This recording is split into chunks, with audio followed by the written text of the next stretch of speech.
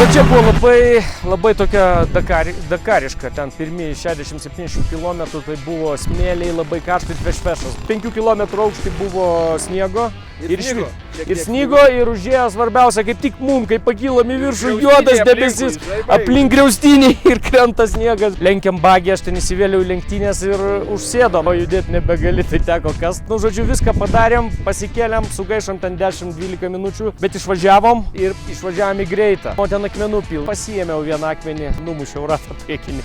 Tai dar ir ratą montavom prie viso to.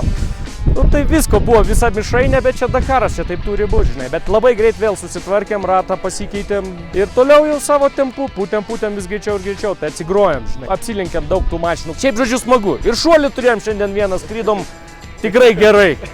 Patikėkit manim, šitą autobusą atrodo, kad perskridom, nes tokio šuolio aš senai nebuvau turėjęs. Faina buvo, kad šaltas oras ir tai gaivino ir mus palaikė.